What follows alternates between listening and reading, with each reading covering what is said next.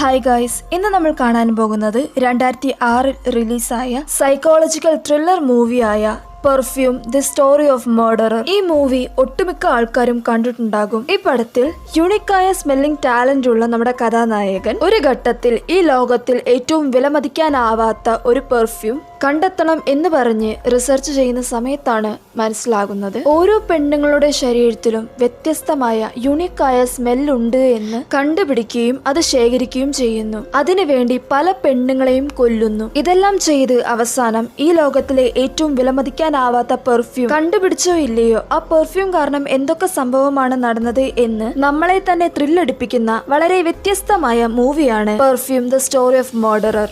ഇപ്പോഴത്തെ സ്റ്റാർട്ടിംഗ് സീനിൽ ഒരു കുറ്റവാളിയെ കാണിക്കുന്നു. ഇവനാണ് നമ്മുടെ കഥയിലെ നായകൻ ജെയിൻ. ഇവനെ ഒരു മനുഷ്യനാണ് എന്ന് പോലും നോക്കാതെ ഒരു ചെങ്ങലയിൽ കെട്ടി വലിച്ചു കൊണ്ടുപോകുന്നു. ഇങ്ങനെ ചെയ്യാൻ മാത്രം അവൻ എന്തായിരിക്കും ചെയ്തിട്ടുണ്ടാവുക എന്ന് നമ്മളൊന്ന് ആലോചിച്ചു പോകും. പുറത്ത് ജനങ്ങൾ കൂടി നിന്ന് അവനെ അടിച്ചു കൊല്ല്, അവനെ ജീവനോടെ പുറത്തു വിടല്ലേ എന്ന് പറഞ്ഞ് വലിയൊരു കലഹം തന്നെ ഉണ്ടാക്കുന്നു. ഇവനെ ചെങ്ങലയിൽ വലിച്ചു പുറത്തോട്ട് കൊണ്ടുവന്ന് ജനങ്ങളുടെ മുന്നിൽ നിർത്തുന്നു. ഇവനെ കണ്ട ഒട്ടുമിക്ക ജനങ്ങളും ഇവനെതിരെ സംസാരിക്കുന്നു. എന്തിനാണ് ഇവൻ ഇപ്പോഴും ജീവനോടെ വിട്ടിരിക്കുന്നത് എന്ന് പറഞ്ഞ് വലിയൊരു കലഹം തന്നെ ഉണ്ടാക്കുന്നു. അതിനുശേഷം ഇവൻ ചെയ്ത കുറ്റത്തിനുള്ള ശിക്ഷ എല്ലാ ജനങ്ങളുടെ മുമ്പിൽ നിന്നും വായിക്കുന്നു. ഇത്ര കൊടൂര കൊലകൾ ചെയ്ത ഇവനെ എല്ലാ ജനങ്ങളുടെ മുന്നിൽ വെച്ച് ഇവന്റെ കയ്യും കാലും ഒടിച്ച് തൂക്കിക്കൊല്ലും എന്ന് പറയുന്നു. ഇത് കേട്ട അവിടെയുള്ള എല്ലാ ജനങ്ങളും സന്തോഷത്തോടെ തുള്ളിച്ചാടുന്നു. ഇപ്പോ പാവം പോലെ നിൽക്കുന്ന ഇവൻ അത്ര വലിയ കൊടൂരമായിട്ട് എന്തായിരിക്കും ചെയ്തിട്ടുണ്ടാവുക എന്ന് ആലോചിക്കുന്ന സമയത്ത് ഈ മൂവിന്റെ ടൈറ്റിൽ കാണിക്കുന്നു, perfume the story of murderer എന്ന് പറഞ്ഞ് കാണിക്കുന്നു. ഇപ്പോ ഈ പടത്തിന്റെ സ്റ്റാർട്ടിംഗ് സീനിൽ 18ാം നൂറ്റാണ്ടിൽ പാരീസിലുള്ള ഭയങ്കര തിക്കും തിരക്കുള്ള ഒരു മാർക്കറ്റ് കാണിക്കുന്നു. അവിടെ എല്ലാ ജനങ്ങളും അവനവന് ആവശ്യമുള്ള സാധനങ്ങൾ വാങ്ങിച്ചുകൊണ്ടിരിക്കുന്നത് കാണിക്കുന്നു. അവിടെ മീൻ വിറ്റുകൊണ്ടിരിക്കുന്ന ഒരു ലേഡിയെ കാണിക്കുന്നു. ആ ലേഡി പൂർണ്ണ ഗർഭിണിയാണ്. മീൻ മുറിച്ചുകൊണ്ടിരിക്കുന്ന സമയത്ത് പെട്ടെന്ന് അവർക്ക് പ്രസവ വേദന വരുന്നു. അവരും ഒന്നും ആലോചിക്കാതെ അവർ വർക്ക് ചെയ്യുന്ന വണ്ടീന്റെ അടിയിൽ പോയി കിടന്ന് കുറെ കഷ്ടപ്പെട്ട് ആ കുഞ്ഞിനെ പ്രസവിച്ച് പൊക്കിൾക്കൊടി മുറിച്ച് അവിടെയുള്ള വേസ്റ്റിലോട്ട് തള്ളിയിട്ട് ഈ ലേഡിയും ഒന്നും സംഭവിക്കാത്തതുപോലെ എണീറ്റ് ജോലി ചെയ്യാൻ പോകുന്നു. സാധാരണ കുഞ്ഞുങ്ങൾ ജനിച്ചതിന് ശേഷം കരയാൻ തുടങ്ങും. പക്ഷേ ഈ കുഞ്ഞ് കരയാതെ ഈ കുഞ്ഞിന്റെ ചുറ്റുവട്ടത്തുള്ള വേസ്റ്റ്, അഴുക്ക് എല്ലാത്തിന്റെയും സ്മെല്ല് ചെയ്തതിന് ശേഷമാണ് കരയാൻ തന്നെ തുടങ്ങുന്നത്. ഈ കുഞ്ഞിന്റെ കരച്ചിൽ കേട്ട അവിടെയുള്ള ആൾക്കാർ ഒരു പച്ച കുഞ്ഞിനെയാണോ കൊല്ലാൻ നോക്കിയത് എന്ന് പറഞ്ഞ് ആ ലേഡിയെ തൂക്കിക്കൊല്ലുന്നു. അതുകൂടാതെ ഈ കുഞ്ഞിനെ ഒരു അനാഥ ആശ്രമത്തിലോട്ട് വളർത്താനായി കൊടുക്കുന്നു. അങ്ങനെ വളർത്താൻ കൊടുത്ത ഈ കുഞ്ഞിനെ അവിടെയുള്ള വേറെ കുട്ടികൾ,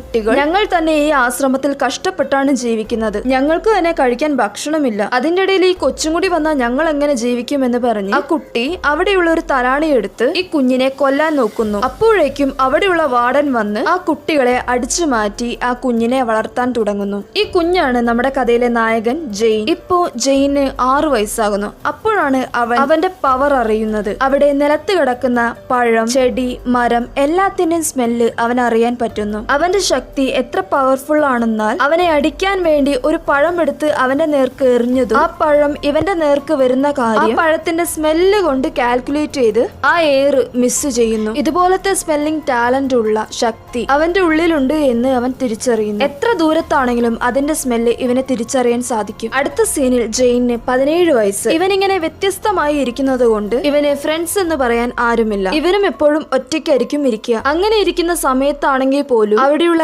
എല്ലാത്തിന്റെയും സ്മെല്ല് ഇവൻ ആസ്വദിച്ച് രസിക്കുന്നു. ഒരു സീനിൽ ഇവൻ കിടക്കുന്ന സ്ഥലത്തിന്റെ സൈഡിൽ പാറക്കെട്ടുകളുടെ ഇടയിൽ ഒരു കുളം കാണിക്കുന്നു. ആ കുളത്തിന്റെ ഉള്ളിൽ തവളേന്റെ മുട്ടകളെ കാണിക്കുന്നു. ആ മുട്ടേന്റെ ഉള്ളിലുള്ള കുഞ്ഞുങ്ങളെ ഇവന്റെ സ്മെല്ലിംഗ് പവർ കൊണ്ട് അറിയുന്നു. ഇങ്ങനെയുള്ള യുണിക് പവർ ആണ് ഇവനുള്ളത്. ഈ പവർ വെച്ച് അവൻ എന്തൊക്കെയാണ് ചെയ്യാൻ പോകുന്നതെന്ന് പറയുന്ന കഥയാണിത്. ജെയിന് ഇപ്പൊ 17 വയസ്സാകുന്നു. ഓർഫനേജിൽ നിൽക്കാൻ സ്ഥലമില്ലാത്തത് കൊണ്ട് അവിടെയുള്ള വാർഡൻ ജെയിനെയും കൂട്ടിക്കൊണ്ട് തോൽ കമ്പനി നടത്തുന്ന ഒരു മൊട്ടത്തലയന്റെ അടുത്ത് പോയി ജെയിനെ 10 കാശിന് വിൽക്കുന്നു. ഈ ലേഡിയും ആ പൈസ മേടിച്ചുകൊണ്ട് പോകുന്ന സമയത്ത് അവിടെയുള്ളവർ ചേർന്ന് ഈ 10 കാശിന് വേണ്ടി ആ ലേഡിയെ കൊല്ലുന്നു. ഇപ്പോ ജെയിൻ ആ തോൽ ഫാക്ടറിയിൽ ഒരു അടിമയെ പോലെ ജോലി എടുത്ത് ജീവിച്ചുകൊണ്ടിരിക്കുന്നു. അതുകൂടാതെ അവന്റെ സ്മെല്ലിംഗ് സെൻസും ദിവസം കൂടുന്തോറും ആ സ്മെല്ലിംഗ് സെൻസും കൂടിക്കൊണ്ടിരിക്കുന്നു. ഇപ്പോ ജെയിന് 20 വയസ്സായി. വയസ്സായി ഒരു യങ്സ്റ്ററായി മാറുന്നു. ആ സമയത്താണ് ആ മൊട്ടത്തലയൻ ജെയിനെയും കൂട്ടി ഒരു ബിസിനസ് ആവശ്യത്തിന് വേണ്ടി സിറ്റിയിലോട്ട് പോകുന്നത്. സിറ്റിയിലോട്ട് വരുന്ന ജെയിൻ ഇതിനു മുമ്പ് സ്മെല്ല് ചെയ്യാത്ത പലതരം സ്മെല്ല് ചെയ്ത് അവൻ ആസ്വദിക്കുന്നു. അങ്ങനെ എല്ലാ സ്മെല്ലും ആസ്വദിച്ചു കൊണ്ടിരിക്കുന്ന സമയത്ത് ആ സിറ്റിയിൽ ഒരു പെർഫ്യൂം ഷോപ്പ് കാണുന്നു. ആ ഷോപ്പ് മുഴുവനും ആൾക്കാരാണ്. അതിന് കാരണം ആ പെർഫ്യൂം ഷോപ്പിൽ മാത്രം കിട്ടുന്ന ഒരു പ്രത്യേകതര പെർഫ്യൂം കാരണമാണ്. ജെയിനും ആ കടയുടെ പുറത്ത് നിന്നുകൊണ്ട് തന്നെ ആ ഷോപ്പിന്റെ ഉള്ളിൽ നിന്നും വരുന്ന എല്ലാ പെർഫ്യൂമിന്റെ സ്മെല്ല് ചെയ്തുകൊണ്ടിരിക്കുന്ന സമയത്ത് പെട്ടെന്ന് ജെയിന് എവിടെ നിന്നോ ഒരു വ്യത്യസ്ത സ്മെല്ല് വരുന്നു. ഇവനും അത് എവിടെ നിന്നാ വരുന്നത് എന്ന് പറഞ്ഞ് ആ സ്മെല്ലിനെ ഫോളോ ചെയ്ത് പോയി നോക്കുന്ന സമയത്ത് ആ സ്മെല്ല് ഒരു പഴം വിറ്റുകൊണ്ടിരിക്കുന്ന ഒരു പെണ്ണിന്റെ അടുത്ത് നിന്നാണ് വരുന്നത്. ജെയിനും ആ പെണ്ണിന്റെ അടുത്ത് പോയി സ്മെല്ല് ചെയ്ത് നോക്കുന്നു. ആ പെണ്ണും ഇവൻ അടുത്ത് വന്നത് കണ്ട് പേടിച്ച് അവിടെ നിന്നും പോകുന്നു. ജെയിനും ഈ പെണ്ണിനെ വിടാണ്ട് ഫോളോ ചെയ്ത് അവസാനം അവളുടെ വീട്ടിലോട്ട് തന്നെ പോകുന്നു. ഇവനും അവളുടെ അടുത്ത് ചെന്ന് ഇവളെ സ്മെല്ല് ചെയ്തുകൊണ്ടിരിക്കുന്ന സമയത്ത് ആ പെണ്ണ് ഇത് കൊണ്ട് പേടിക്കുന്നു. അതേസമയം ആരോ അങ്ങോട്ട് വരുന്നത് കേട്ട ജെയിൻ ഈ പെണ്ണ് ഒച്ചയുണ്ടാക്കുമെന്ന് വിചാരിച്ച ജെയിൻ വേഗം അവളുടെ വാ പൊത്തിപ്പിടിച്ച് ഒരു സ്ഥലത്ത് ഒളിക്കുന്നു. കുറച്ചു നേരം കഴിഞ്ഞ് ജെയിൻ പൊത്തിപ്പിടിച്ച കൈ മാറ്റുന്നു. പക്ഷെ ആ പെണ്ണ് ശ്വാസം കിട്ടാതെ മരിച്ചുപോയി. ഇത് കണ്ട് ജെയിൻ പെണ്ണ് ഇട്ട ഡ്രസ് എല്ലാം അഴിച്ചു മാറ്റി അവളുടെ ശരീരം രസിച്ച് സ്മെല്ല് ചെയ്യുന്നു. ഒരു ഘട്ടത്തിൽ ആ സ്മെല്ല് നിന്നു പോകുന്നു. കാരണം ആ പെണ്ണ് മരിച്ചത് കൊണ്ടാണ്. ഇപ്പോ എന്ത് ചെയ്യണമെന്നറിയാതെ ജെയിൻ അവിടെ നിന്നും പോകുന്നു. തിരിച്ച് ഫാക്ടറിയിലോട്ട് വന്ന ജെയിനെ അവിടെയുള്ള മൊട്ടത്തലയെ ഇവനെ അടിച്ചു ശരിയാക്കുന്നു. ഇനി നീ ഇവിടെ നിന്ന് രക്ഷപ്പെടാൻ ശ്രമിച്ചു കഴിഞ്ഞാൽ അതായിരിക്കും നിന്റെ അവസാനം എന്ന് പറഞ്ഞ് അവനെ കുറെ ഇട്ട് അടിക്കുന്നു. അന്ന് രാത്രി ജെയിൻ കിടന്ന് ഉറങ്ങിയതേയില്ല.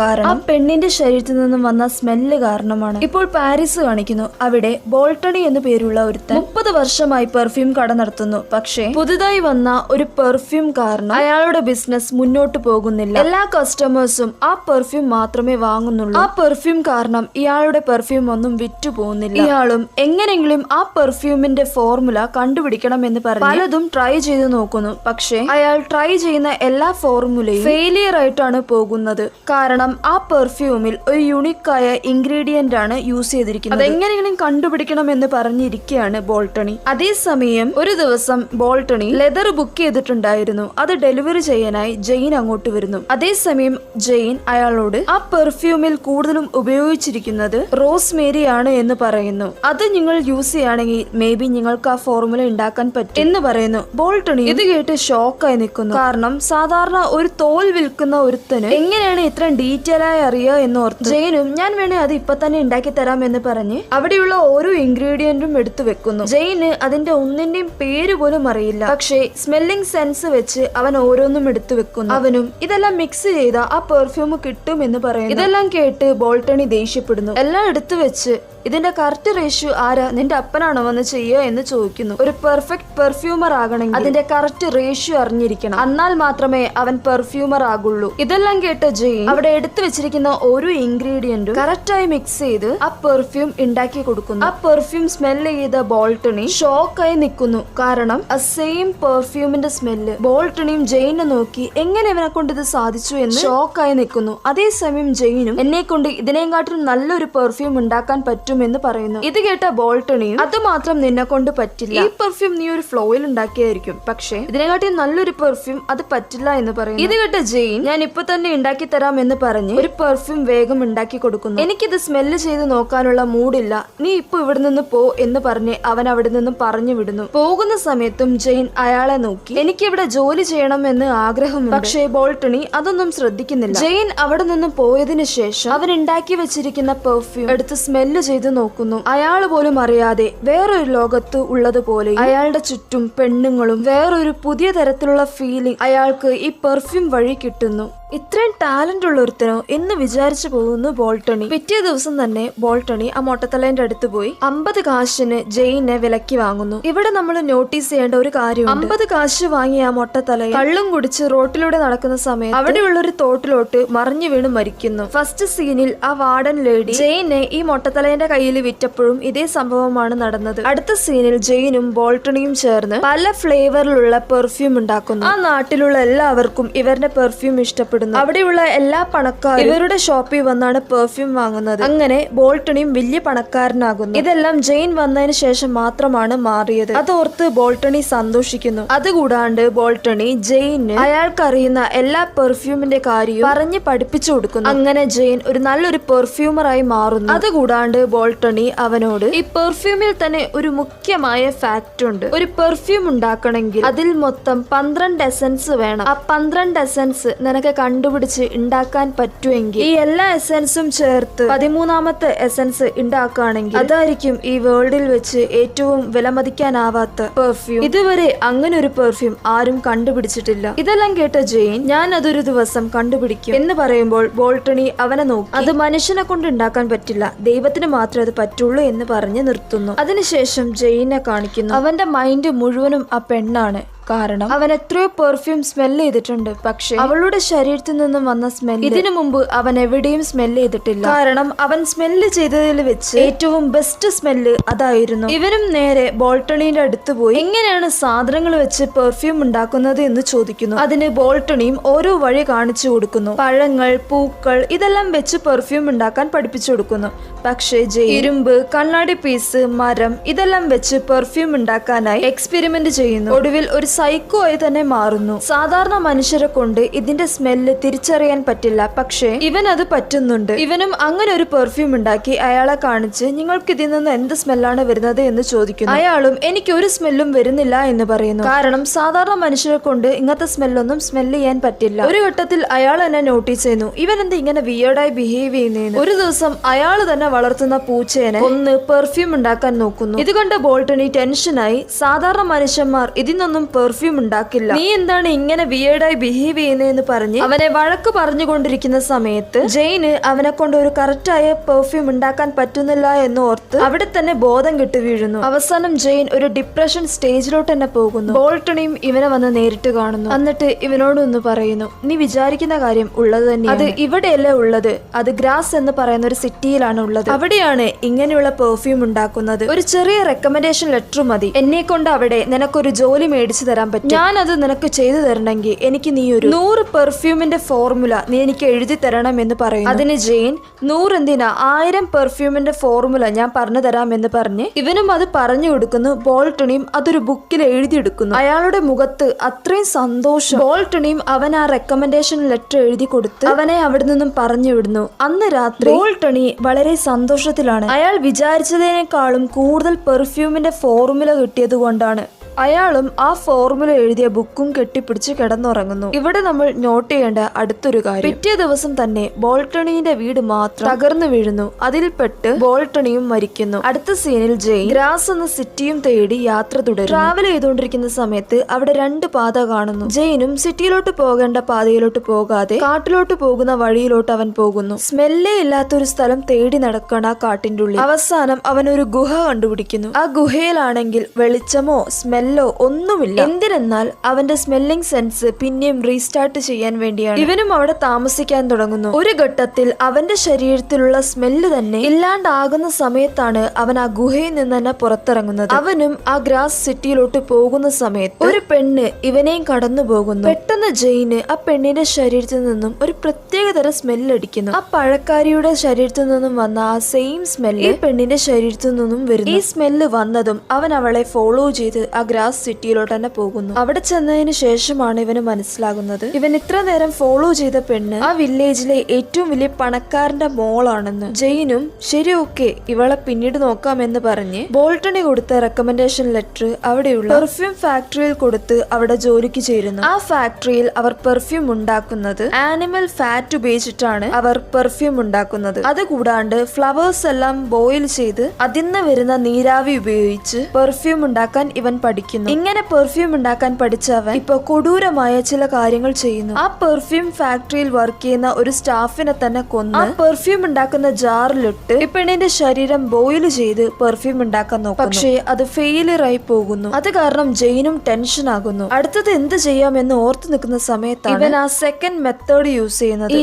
ആനിമലിന്റെ ഫാറ്റ് തടവി അതുവഴി പെർഫ്യൂം ഉണ്ടാക്കാമെന്ന് പറഞ്ഞ് ആ നാട്ടിലുള്ള ഒരു പ്രോസ്റ്റിറ്റ്യൂട്ടിന്റെ അടുത്ത് ചെന്ന് കാശ് കൊടുത്ത് അവളെ വിളിച്ചുകൊണ്ടുവന്ന് അവളുടെ ശരീരത്തിൽ ഈ ഫാക്ട് തടവി പെർഫ്യൂം ഉണ്ടാക്കിക്കൊണ്ടിരിക്കുന്ന സമയത്ത് ഒരു ഘട്ടത്തിൽ ഈ പെണ്ണ് ഇതിന് സമ്മതിക്കാതെ അവിടെ നിന്നും പോകാൻ നോക്കിയത് ജെയിൻ അവളെ കൊന്ന് അവളുടെ ശരീരം മുഴുവനും ആ ഫാറ്റ് തടവി പെർഫ്യൂം ഉണ്ടാക്കാൻ നോക്കുന്നു. അവളുടെ ശരീരം മാത്രമല്ല അവളുടെ മുടിയും യൂസ് ചെയ്ത് പെർഫ്യൂം ഉണ്ടാക്കാൻ ട്രൈ ചെയ്യുന്നു. അവസാനം ഈ മെത്തേഡ് വർക്ക്ഔട്ട് ആകുന്നു. ഈ മെത്തേഡ് യൂസ് ചെയ്തിട്ടായിരിക്കും ഒരു പെണ്ണിന്റെ ശരീരത്തിൽ നിന്ന് ആ യൂണിക്കായ സ്മെൽ എടുക്കാൻ പറ്റുക എന്ന് അവൻ മനസ്സിലാക്കുന്നു. അടുത്ത സീനിൽ ഒരു പെണ്ണിനെ കാണിക്കുന്നു. ഇവളുടെ പേരാണ് ലൂറി. അന്നാണ് ഇവളുടെ ബർത്ത്ഡേ. അത് ഗ്രാൻഡായി സെലിബ്രേറ്റ് ചെയ്യുന്നു.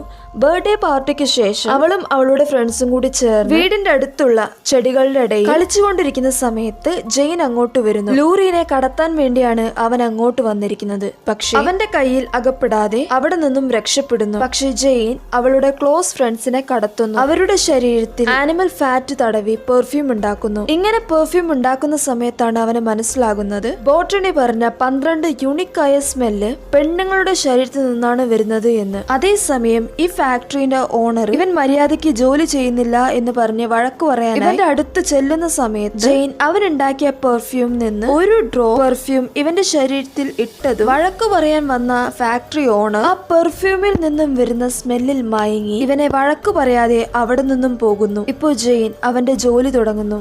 ആ നാട്ടിലുള്ള പല പെണ്ണുങ്ങളെയും കടത്തി അവരുടെ ശരീരത്തിൽ നിന്നും യൂണിക്കായ സ്മെല്ല് കളക്ട് ചെയ്ത് എടുത്തു വെക്കുന്നു. അങ്ങനെ ദിവസങ്ങളും കടന്നു പോകുന്നു. ആ നാട്ടിൽ മരണങ്ങൾ കൂടിക്കൊണ്ടിരിക്കുന്നു. എവിടെ നോക്കിയാലും പെണ്ണുങ്ങൾ മരിച്ചു കിടക്കുന്നു. ഇത് കണ്ട് ജനങ്ങളും പേടിക്കുന്നു. ആ സമയം അവിടെ ഭരിച്ചുകൊണ്ടിരിക്കുന്ന ആളുകൾ ചേർന്ന് ആരാണ് ഇത് ചെയ്യുന്നത് എന്ന് വേഗം കണ്ടുപിടിക്കണം എന്ന് പറഞ്ഞ് ഒരു വലിയ ടീം തന്നെ ഉണ്ടാക്കുന്നു. ആ നാട്ടിലുള്ള എല്ലാ കാവൽക്കാരും ഗണ്ണോടെ നടക്കുക. ആരെങ്കിലും എന്തെങ്കിലും തരത്തിൽ ഡൗട്ട് തോന്നുകയാണെങ്കിൽ അപ്പോൾ തന്നെ അവരെ കൊന്നുകളയുന്നു. പക്ഷേ ജെയിൻ ഇതൊന്നും കണ്ടു പേടിക്കാതെ അവൻ ചെയ്തുകൊണ്ടിരിക്കുന്ന കാര്യം കണ്ടിന്യൂ ചെയ്യുന്നു. കുറെ പെണ്ണുങ്ങളെ കൊന്ന് പെർഫ്യൂം ഉണ്ടാക്കുന്നു. അവസാനം അവൻ ആ 12 ബോട്ടിലും കംപ്ലീറ്റ് ചെയ്യുന്നു. പക്ഷേ ഇതിലും സ്പെഷ്യൽ ആയ ഒരു സ്മെല്ല് അവൻ വേണമെന്ന് ആഗ്രഹിക്കുന്നു. അത് വേറെ ആരുടെയും സ്മെല്ലല്ല, പണക്കാരിയായ ലൂറിന്റെ സ്മെല്ലാണ് അവന് വേണ്ടത്. കാരണം അവളുടെ സ്മെല്ലാണ് ഫസ്റ്റ് കണ്ട ആ പഴക്കാരിന്റെ ശരീരത്തിൽ നിന്നും വന്ന സ്മെല്ല്. ഈ സ്മെല്ലാണ് അവൻ ഈ വേൾഡിലും വെച്ച് ഏറ്റവും ബെസ്റ്റ് സ്മെല്ല് എന്ന് അവൻ വിചാരിക്കുന്നത്. അതിനു വേണ്ടി അവളെയും തേടി അവൻ സിറ്റിയിലോട്ട് വരുന്നു. ഇവിടെ നോക്കിയാൽ ലൂറി അവളുടെ ഫ്രണ്ട്സിന്റെ കൂടെ ചേർന്ന് ഡാൻസ് കളിച്ച് എൻജോയ് ചെയ്യുന്നു. ഇതുകൊണ്ട് അവളുടെ അപ്പൻ നീ എന്ത് ചെയ്യാണ്, നാട്ടിൽ ഇത്രയും കൊല നടക്കുന്നു, അതൊന്നും ശ്രദ്ധിക്കാതെ നീ നിന്റെ ഫ്രണ്ട്സിന്റെ കൂടെ എൻജോയ് ചെയ്യാണോ എന്ന് ചോദിച്ച് അവളെ അവിടെ നിന്നും കൂട്ടിക്കൊണ്ടു പോകാൻ നോക്കുന്നു. പക്ഷെ ലൂറി അവളുടെ അപ്പനടുത്ത് വഴക്കുണ്ടാക്കി അവിടെ നിന്നും ഓടിപ്പോകുന്നു. ജെയിനും ഇതാണ് കറക്റ്റ് ടൈം എന്ന് പറഞ്ഞ് അവളെ കിഡ്നാപ്പ് ചെയ്യാനായി നോക്കി നിൽക്കുന്നു. പക്ഷെ ലൂറിയും മനസ്സ് മാറി തിരിച്ച് അവളുടെ അപ്പന്റെ അടുത്ത് തന്നെ പോകുന്നു. ഇപ്പോ ആ നാട് തന്നെ മരണഭീതിയിലാണ് നിൽക്കുന്നത്. കാരണം ഇതുവരെ ജെയിനെ കണ്ടുപിടിച്ചിട്ടില്ല. അവൻ പെർഫെക്റ്റ് ആയി പ്ലാൻ ചെയ്താണ് ഓരോരുത്തരെയും കടത്തിക്കൊണ്ടിരിക്കുന്നത്. ഇപ്പൊ ലൂറിന്റെ അപ്പൻ പേടിച്ചു പോകുന്നു. കാരണം ആ നാട്ടിൽ കുറെ പെണ്ണുങ്ങൾ ദിവസവും മരിച്ചുകൊണ്ടിരിക്കുന്നു. അവസാനം ഈ അവസ്ഥ നമ്മുടെ മോൾക്ക് വല്ലതും പറ്റുമോ എന്ന് ആലോചിച്ച് അയാൾ ടെൻഷൻ ആകുന്നു. എന്തെങ്കിലും ചെയ്ത് അയാളുടെ മോളെ രക്ഷിക്കണം എന്ന് വിചാരിച്ച് ആ നാടേ വിട്ട് വേറൊരു നാട്ടിലോട്ട് ലൂറിനെയും കൂട്ടിക്കൊണ്ടു പോകുന്നു. പക്ഷേ അവർ നാട് വിട്ട് പോകുന്ന കാര്യം ജെയിൻ സ്മെല്ല് വെച്ച് തന്നെ കണ്ടുപിടിക്കും. അവനും അത് സ്മെല്ല് ചെയ്ത് അവരെ ഫോളോ ചെയ്യുന്നു. അവർ എത്ര ദൂരത്ത് പോയാലും അവളുടെ സ്മെല്ല് വെച്ച് ഇവൻ ഫോളോ ചെയ്ത് പോകുന്നു. ഇപ്പോ അടുത്ത സീനിൽ ആ പെർഫ്യൂം ഫാക്ടറി കാണിക്കുന്നു. ജെയിൻ താമസിച്ച റൂമിൽ മരിച്ചുപോയ ഓരോ പെണ്ണുങ്ങളുടെ ഡ്രസ്സും മുടിയും കണ്ടുപിടിക്കുന്നു. ഇത് അവിടെയുള്ള പോലീസുകാരന്റെ അടുത്ത് തന്നെ ആ ഫാക്ടറി ഓണർ പറഞ്ഞു കൊടുക്കുന്നു. അടുത്ത സീനിൽ ലൂറിയും അവളുടെ അപ്പനും ചേർന്ന് അയാളുടെ ഫ്രണ്ടിന്റെ വീട്ടിൽ സ്റ്റേ ചെയ്യുന്നു. ഇവിടെ ലൂറി സേഫ് ആയിരിക്കുമെന്ന് അയാൾ വിചാരിക്കുന്നു. പക്ഷേ ജെയിൻ അവര് പോലും പ്രതീക്ഷിക്കാതെ അങ്ങോട്ട് വരുന്നു. ഇവനും ആഗ്രഹിച്ചതുപോലെ അവളെ കൊന്ന് അവളുടെ ശരീരത്തിൽ നിന്നും ആ പെർഫ്യൂം എടുക്കുന്നു. പിറ്റേ ദിവസം ലൂറിന്റെ അപ്പൻ വാതിൽ തുറന്ന് നോക്കുമ്പോൾ അവൾ മരിച്ചു കിടക്കുന്നത് കാണുന്നു. ഇത് കണ്ടതും അയാൾ തകർന്നു പോകുന്നു. അടുത്ത സീനിൽ ജെയിൻ കാട്ടിലിരുന്ന് ഇതുവരെ കളക്ട് ചെയ്ത എല്ലാ പെർഫ്യൂമും എടുത്ത് ഒരുമിച്ച് മിക്സ് ചെയ്ത് വേൾഡിൽ വെച്ച് ഏറ്റവും ബെസ്റ്റ് ആയ പെർഫ്യൂം കണ്ടുപിടിക്കുന്നവൻ. പക്ഷേ അതിനു മുമ്പ് പോലീസ് അവിടെ വന്ന് അവനെ അറസ്റ്റ് ചെയ്യുന്നു. ഇങ്ങനെയാണ് പോലീസ് അവനെ അറസ്റ്റ് ചെയ്യുന്നത്. ഇതാണ് ഫസ്റ്റ് സീനിൽ നമ്മൾ കണ്ടത്. ജനങ്ങൾ എന്തിനാണ് ഇവനെ കൊല്ലാൻ പറഞ്ഞത് എന്ന്. ഇപ്പോൾ ഫസ്റ്റ് സീനിലോട്ട് വരുന്നു. ഒരു സ്ഥലത്ത് ജനങ്ങളെല്ലാം കൂടി നിൽക്കുന്നു. അവിടെ വെച്ചാണ് ജെയിനെ കൊല്ലാൻ പോകുന്നത്. അത് കാണാൻ വേണ്ടി ആ നാട്ടിലുള്ള എല്ലാ ജനങ്ങളും ജനങ്ങളും കൂടി നിൽക്കുകയാണ്. ആ സീൻ കട്ട് ചെയ്ത് ഇപ്പോ ജയില് കാണിക്കുന്നു. ജെയിനെ കൂട്ടിക്കൊണ്ടുവരാനായി കുറെ ഗാർഡ്സ് വരുന്നു. ആ നേരം നോക്കി ജെയിൻ അവൻ ഉണ്ടാക്കിയ ആ പെർഫ്യൂം ബോട്ടിൽ ചെറുതായി തുറക്കുന്നു. അടുത്ത സീനിൽ ജെയിനെ കൂട്ടിക്കൊണ്ടുവരാനുള്ള വണ്ടി വരുന്നു. ഇപ്പോഴാണ് ഒരു ട്വിസ്റ്റ് കാണിക്കുന്നത്. എല്ലാ ജനങ്ങളും നോക്കി നിൽക്കെ ജെയിൻ ആ വണ്ടിയിൽ നിന്നും ഇറങ്ങുന്നു. തൂക്കിക്കൊല്ലുവാൻ കൊണ്ടുവന്ന അവന് രാജമര്യാദ കൊടുക്കുന്നു. വിലമതിക്കാനാവാത്ത ഡ്രസ് ഒരു പ്രിൻസ് വരുന്നത് പോലെയാണ് ജെയിൻ അങ്ങോട്ട് വരുന്നത്. കാരണം അവൻ ഉണ്ടാക്കിയ പെർഫ്യൂമിൽ നിന്ന് 2 ഡ്രോപ്പ് മാത്രമേ അവൻ യൂസ് ചെയ്തിട്ടുള്ളൂ. അതിനെ ഇത്രയും ബഹുമാനം കൊടുക്കുന്നു. അവിടെയുള്ള എല്ലാവരും ജെയിനെ ഒരു ഏഞ്ചലിനെ പോലെ കാണുന്നു. അത്രയും മര്യാദ കൊടുക്കുന്നു. അത് മാത്രമല്ല, ഇവനെ തൂക്കിക്കൊല്ലാൻ പോകുന്ന ആള് പോലും ഇവന്റെ മുന്നിൽ മുട്ടുകുത്തി നിന്ന് ഇവൻ ഒരു ഏഞ്ചൽ ആണ് എന്ന് പറയും. അവിടെയുള്ള എല്ലാവരുടെ മൈൻഡും മാറുന്നു. ഇത്ര നേരം അവൻ ഒരു കൊലയാളിയാണ് എന്ന് പറഞ്ഞവര് പോലും അവൻ ഒരു ഏഞ്ചൽ ആണ് എന്ന് പറയുന്നു. ജെയിനും അവനുണ്ടാക്കിയ പെർഫ്യൂമിൽ നിന്ന് 2 ഡ്രോപ്പ് അവന്റെ കയ്യിലുള്ള കർച്ചീഫിലിട്ട് അവിടെയുള്ള ജനങ്ങളുടെ മുൻപിൽ ജസ്റ്റ് ഒന്ന് വീശി കാണിക്കുന്നു. ആ കർച്ചീഫിലുള്ള സ്മെല്ലിൽ മയങ്ങി ഇവന്റെ ചുറ്റും നിൽക്കുന്ന ജനങ്ങൾ ഇവനൊരു ദൈവമാണ് എന്ന് പറയുന്നു. ഇത് സ്മെല്ല് ചെയ്തതിന് ശേഷം അവിടെയുള്ളവർ എന്തോ ഡ്രഗ് അടിച്ചതുപോലെ ഇതിനു മുമ്പ് പരിചയമില്ലാത്ത ആൾക്കാരുടെ കൂടെ സെക്ഷൽ റിലേഷൻഷിപ്പ് വെക്കുന്നു. എങ്ങനെയെന്ന് പറഞ്ഞാൽ ആ മൂമെന്റിൽ അവിടെയുള്ള എല്ലാവരും സ്വർഗത്തിലുള്ളതുപോലെ ഫീൽ ചെയ്യുന്നു. എല്ലാ കാര്യങ്ങളും എൻജോയ് ചെയ്തുകൊണ്ടിരിക്കുന്നു. പക്ഷെ ലൂറിന്റെ അപ്പൻ എന്റെ മകളെ നീ കൊന്നില്ലേ, ഞാൻ നിന്നെ കൊല്ലാണ്ട് വിടില്ല എന്ന് പറഞ്ഞ് ഇവന്റെ അടുത്തോട്ട് വരുന്നു. പക്ഷെ അയാൾ അവനെ കൊല്ലാതെ അവന്റെ മുന്നിൽ മുട്ടുകുത്തിയിരുന്ന് നിങ്ങളൊരു ദൈവമാണ് എന്ന് പറയുന്നു. ജെയിനും അവിടെയുള്ള ജനങ്ങൾ ചെയ്യുന്നത് നോക്കി നിൽക്കുന്നു. ആ സമയം അവിടെ ഒരു പഴത്തിന്റെ കൊട്ട കാണുന്നു. അപ്പോ ആ പഴം വിറ്റുകൊണ്ടിരുന്ന പെണ്ണിന്റെ ഓർമ്മ വരുന്നു. അതുകൂടാണ്ട് അവനൊരു ഗിൽറ്റി ഫീലിംഗും വരുന്നു. അവൻ വിചാരിച്ചിരുന്നെങ്കിൽ അവളുടെ കൂടെ എങ്ങനെയൊക്കെ ജീവിച്ചിരിക്കാം. അതുകൂടാണ്ട് ഇവൻ വിചാരിച്ചതുപോലെ ലാസ്റ്റ് പെർഫ്യൂമും കണ്ടുപിടിച്ചു. ഇതിനുശേഷം അവൻ എന്താ ചെയ്യാൻ പോകുന്നത് എന്ന് അവന് പോലും ഒരു ഐഡിയ ഇല്ല. അവനും അവിടെ നിന്ന് ഇറങ്ങി പതിയെ നടന്നു പോകുന്നു. കുറച്ചു നേരം കഴിഞ്ഞ് ആ സിറ്റിയിലുള്ള എല്ലാ ജനങ്ങളും നോർമൽ സ്റ്റേജിൽ വരുന്നു. അപ്പോഴാണ് അവർക്ക് മനസ്സിലാകുന്നത് അവരെന്താണ് ഇത്ര നേരം ചെയ്തുകൊണ്ടിരുന്നത്. ഓരോരുത്തരും നാണം കെട്ട് അവിടെ നിന്നും എണീറ്റ് പോകുന്നു. ആ പെർഫ്യൂമിന്റെ ഡ്രഗിൽ ഇപ്പോഴും അവിടെയുള്ള ജനങ്ങൾ ഇവനെ ഏഞ്ചൽ ആയിട്ടാണ് കാണുന്നത്. ഇപ്പോഴും അവിടെയുള്ള ജനങ്ങൾക്ക് ശരിക്കുമുള്ള കൊലയാളി ആരാണെന്ന് പോലും തിരിച്ചറിയാൻ പറ്റാതെ കൺഫ്യൂഷൻ ആയി ഇരിക്കുകയാണ്. അവിടെ ഭരിച്ചുകൊണ്ടിരിക്കുന്ന എല്ലാവരും ചേർന്ന് ഇതിനൊരു സൊല്യൂഷൻ കണ്ടുപിടിക്കുന്നു. ഈ മരിച്ചുപോയ പെണ്ണുങ്ങളുടെ തുണിയും മുടിയും കിട്ടിയത് പെർഫ്യൂം ഫാക്ടറിയിൽ നിന്നല്ലേ. അതുകൊണ്ട് ആ ഫാക്ടറിന്റെ ഓണറിനെ അവനെ അടിച്ച് അറസ്റ്റ് ചെയ്ത് അവനെ കൊണ്ട് തന്നെ അവനാണ് ഇത് ചെയ്തത് എന്ന് സമ്മതിപ്പിച്ച് അവനെ തൂക്കിക്കൊല്ലുന്നു. ഇപ്പോ ജെയിൻ അവന്റെ ജീവിതത്തെ തന്നെ ഓർത്ത് ഇത്രയും മോശപ്പെട്ട രീതിയിലാണല്ലോ നമ്മൾ ജീവിക്കുന്നത് എന്ന് പറഞ്ഞ് സങ്കടപ്പെട്ട് ഒറ്റയ്ക്ക് നടക്കുന്നു. അങ്ങനെ അവൻ നടന്ന് ഒരു ഗ്രാമത്തിലോട്ട് പോകുന്നു. ഇപ്പൊ അവൻ വന്നിരിക്കുന്ന നാട് പട്ടിണിയും ദാരിദ്ര്യവും എല്ലാം നിറഞ്ഞ നാട്ടിലോട്ടാണ് ഇപ്പൊ വന്നിരിക്കുന്നത്. അവിടെയുള്ള ജനങ്ങൾ കൂടിയിരിക്കുന്നു. ആ സമയം ഇവൻ ഉണ്ടാക്കി വെച്ചിരിക്കുന്ന പെർഫ്യൂം അവന്റെ തലയിൽ കൂടി കമത്തുന്നു. വെറും 2 ഡ്രോപ്പ് പെർഫ്യൂം അവന്റെ ശരീരത്തിൽ പെട്ടതിനെ അവർ അവനെ ഒരു പ്രിൻസിനെ പോലെ ട്രീറ്റ് ചെയ്തു. ഇപ്പോ അവൻ ആ ബോട്ടിൽ മുഴുവൻ അവന്റെ തലയിൽ കൂടി കമഴ്ത്തിയേക്കുന്നു. ഇവന്റെ ശരീരത്തിൽ നിന്നും ഇത്ര നല്ല സ്മെല്ല് വന്നത് അവിടെയുള്ള ആൾക്കാർ ഇവനെ ഒരു ദൈവം പോലെ കാണുന്നു. അതുകൂടാണ്ട് അവർക്ക് കിട്ടിയ ഒരു ഗിഫ്റ്റ് ആണെന്ന് വിചാരിച്ച് ജെയിനെ അവിടെയുള്ള എല്ലാവരും കൂടി ചേർന്ന് അവന്റെ മേത്ത് വീണ് അവന്റെ ഓരോ ഭാഗങ്ങളും പിച്ചി തിന്നുന്നു. അവസാനം ജെയിനും ആ സ്പോട്ടിൽ മരിച്ചു പോകുന്നു. ഇപ്പോൾ അടുത്ത സീന് ജെയിൻ പെർഫ്യൂം കളക്ട് ചെയ്ത ആ ബോട്ടിൽ നിന്നും ഒരു ഡ്രോപ്പ് പെർഫ്യൂം ഭൂമിയിലോട്ട് വീഴാൻ പോകുന്നത് പോലെ കാണിച്ച് ഈ പടം അവസാനിപ്പിക്കുന്നു. ഇവിടെ ഈ സീൻ എന്താ ഉദ്ദേശിച്ചതെന്നാൽ ആ ഡ്രോപ്പ് ഭൂമിയിലോട്ട് വീണാൽ എന്താണ് സംഭവിക്കാൻ പോവുക എന്നാണ്. ഓക്കെ ഫ്രണ്ട്സ്, നിങ്ങൾക്ക് ഈ പടം ഇഷ്ടപ്പെട്ടുവെങ്കിൽ ലൈക്ക് ചെയ്യുക, ഷെയർ ചെയ്യുക, സബ്സ്ക്രൈബ് ചെയ്ത് സപ്പോർട്ട് ചെയ്യുക. മറ്റൊരു കഥയുമായി വീണ്ടും കാണാം.